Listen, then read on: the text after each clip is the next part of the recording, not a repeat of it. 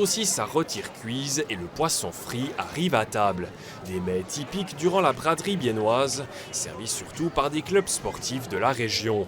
Ils profitent de ce week-end pour se présenter, eux et leurs activités, en plein cœur de la ville. Le Zeeklub Biel fait partie des grands habitués. Il occupe une partie de la place de la Fontaine. Le coprésident Marc Beugli met lui aussi les mains à la pâte à cette occasion. Il n'y a pas que du travail durant le week-end des festivités, une grande préparation est faite en amont de l'événement. L'effort est conséquent, beaucoup de préparatifs sont faits avant, comme la location des infrastructures. Nous avons un comité qui travaille dessus toute l'année, il faut aussi beaucoup de membres du club pour venir aider au stand durant 3 jours pour tout installer, puis finalement tout démonter. Mitglieder vom Seeklub, die nachher dann 2,5, 3 Tage da sind, aufbauen, den ganzen Laden schmeißen und dann das Ganze wieder abbauen. Parmi les volontaires se trouve Eric Signer. Enfant déjà, il aidait au stand du Zeeklub durant la braderie et c'est tout le travail qui se cache derrière. Il y a beaucoup à faire, mais c'est aussi pour une bonne cause. Premièrement pour la braderie, deuxièmement pour le club. Il y a une bonne symbiose, je trouve.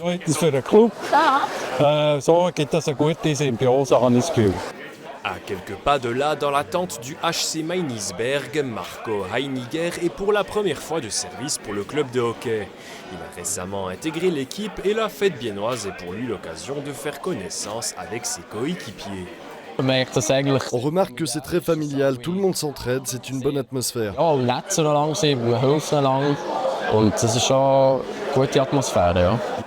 Le coprésident Marc Brönnimann discute avec son équipe du travail à venir. La braderie est un événement important et décisif pour l'année du club. C'est pour nous le moment le plus important. Nous avons entre 2 et 3 événements par année, mais la braderie est le plus conséquent. Je crois d'ailleurs que notre tente est la plus grande de la fête. C'est aussi très important financièrement. Chaque membre du club vient aider durant au moins 1 heure au stand. Nous pouvons ainsi réduire les cotisations des membres actifs. Si ça fonctionne bien durant la braderie, l'année suivante se déroulera plutôt bien. Si c'est l'inverse, nous aurons un peu plus de mal.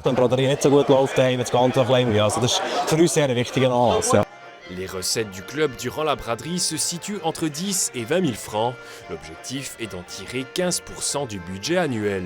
Le plus grand défi du week-end est de trouver suffisamment de personnes motivées à aider jusque tard dans la nuit. Pour Marc Brönnimann, cela doit être fait ensemble comme un club. Ce n'est pas qu'une question de finances, c'est aussi important de pouvoir se réunir avec nos familles, nos amis, nos sponsors.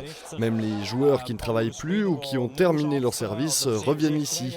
C'est très important pour la convivialité et l'esprit d'équipe. Même si tout le monde se plaint chaque année, ils le font quand même avec plaisir. On voit toujours beaucoup de gens et on est apprécié, c'est toujours agréable. Ils nous félicitent, nous avons une cabane pleine et nous recevons des pourboires. Nous remarquons que les gens apprécient et aiment venir ici.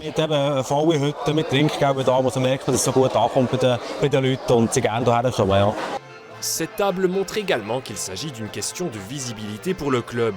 Le fan club du HC Meinisberg a sa première assemblée générale de l'année, ici à la braderie biennoise. Les joueurs et membres du club sont conscients de l'importance de cet événement. C'est financièrement important pour le club, du coup on aide volontiers.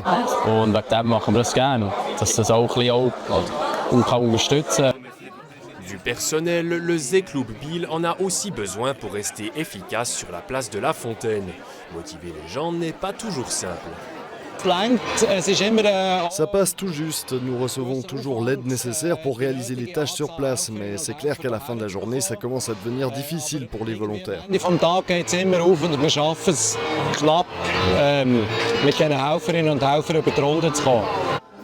Il en appelle toujours à l'obligation morale d'apporter son aide au sein du club. Et ceux et celles qui ne sont pas là ce week-end, ce sont les régatiers et régatières. Le championnat suisse aura en effet lieu la semaine prochaine et les coureurs et coureuses sont en camp d'entraînement pour se préparer. Le club nautique de Bienne a donc son propre comité d'organisation pour la préparation de la fête sur la place de la Fontaine. La location du site s'élevant à 6 000 francs, l'événement est-il vraiment rentable ? Es kommt darauf an, was man unter rendiert versteht. Tout dépend de ce que l'on entend par rentable. C'est premièrement financier. Une bonne année nous permet d'obtenir un bénéfice, mais il y a aussi beaucoup de dépenses, la marchandise, la location des infrastructures. Et dans une bonne année, nous faisons un bénéfice. Mais l'année dernière, il y a eu beaucoup d'orages à la braderie. Dans de telles circonstances, on peut aussi être à court et cela donne un risque financier. Mais ce n'est pas qu'une question de finances. Nous avons ici une magnifique plateforme pour présenter notre club et notre sport. Ça n'a certes aucune valeur financière, mais ça en fait partie. Wunderbare Plattform hier, uns als Seeklub zu präsentieren, unseren Sport zu präsentieren, uns in der Stadt zu präsentieren. Das ist also ein nicht monetärer Wert, der auch da ist. Samedi à midi, Eric Zigner a vendu des centaines de saucisses. Ces ventes permettront aux Zeeklub Biel d'engranger entre 5 et 10 000 francs. Une chose est claire, pour le maître grilleur, le club nautique fait partie intégrante de la braderie. Ça ferait bizarre pour le club et pour Bienne si nous n'étions plus là, je pense. C'est une belle tradition de pouvoir se réunir ici au C-Club pour un repas, un verre et au final un bon moment. Beim Seeklub mit Speis und Trank gut bewirtet wird.